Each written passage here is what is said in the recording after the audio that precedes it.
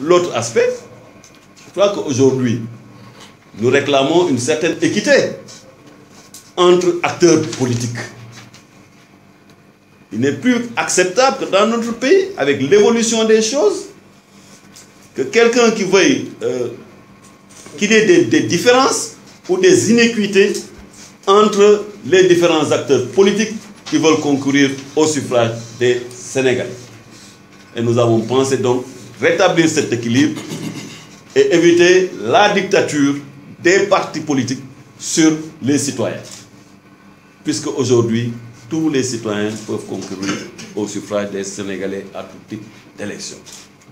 Et nous avons pensé donc que non seulement il fallait étendre la mesure, le parrainage à tous les acteurs politiques, les acteurs électoraux, à tous ceux qui veulent concourir au suffrage des Sénégalais, et pour éviter la pléthore de candidatures qui pèsent sur notre budget, qui pèsent sur le budget des élections, qui heurtent la conscience des citoyens, parce que ce sont les citoyens eux-mêmes qui disent qu'ils n'en peuvent plus de cette pléthore de candidatures, il fallait au moins que ceux qui veulent aller aux élections puissent réunir un certain nombre de signatures, et nous avons demandé qu'il y ait au moins 1%, qu'ils puissent réunir au moins 1% du nombre de citoyens inscrits sur le fichier. Nous sommes aujourd'hui à peu près à 6,5 millions citoyens sénégalais inscrits sur le fichier électoral. Nous avons entamé une révision des listes. Je crois que la majorité, l'écrasante majorité quand même des Sénégalais se sont déjà inscrits. Et peut-être que nous arriverons à un fichier de 7 millions à 7,5 millions de Sénégalais. Nous considérons que l'élection est une chose sérieuse. L'élection présidentielle est une chose sérieuse. Et qu'il ne s'agissait pas de permettre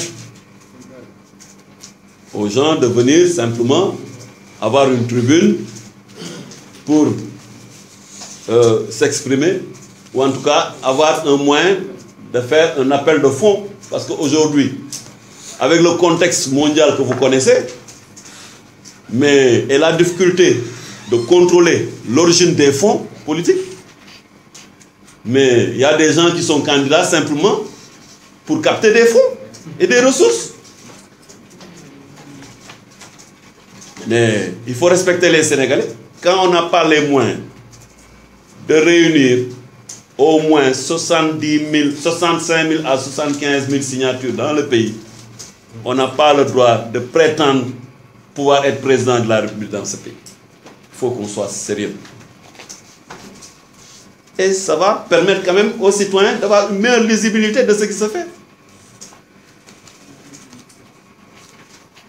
La concentration des candidatures n'arrange pas forcément le pouvoir. Hein. Au contraire. Mais les gouvernants et le pouvoir que nous sommes avons le devoir aujourd'hui de rationaliser le jeu politique et de moraliser la pratique politique.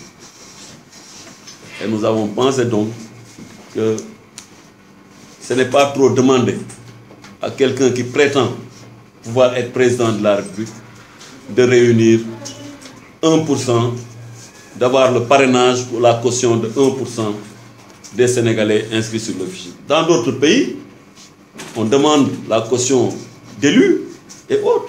Et au cours de nos discussions d'ailleurs, il y a eu plusieurs propositions. La société civile nous a proposé quand même le parrainage par des élus, par des représentants à l'Assemblée nationale ou par des élus locaux, municipaux ou départementaux. Mais nous avions pensé même nous que ce serait plus difficile encore pour l'opposition, puisque dans le contexte aujourd'hui de l'Assemblée nationale et des élus locaux, Benno Bokk Yakaar a l'écrasante majorité des élus.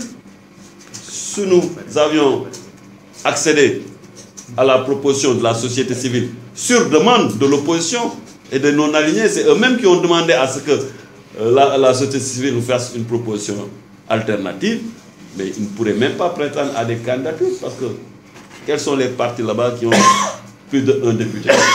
C'est une coalition qui est allé aux élections avec Manko. Nous avons la quasi-totalité, nous contrôlons la quasi-totalité des conseils départementaux et municipaux. Donc il n'aurait même pas pu présenter, il n'y aurait pas eu 2 personnes qui auraient pu se présenter aux élections présidentielles si on avait choisi cette proposition des élus.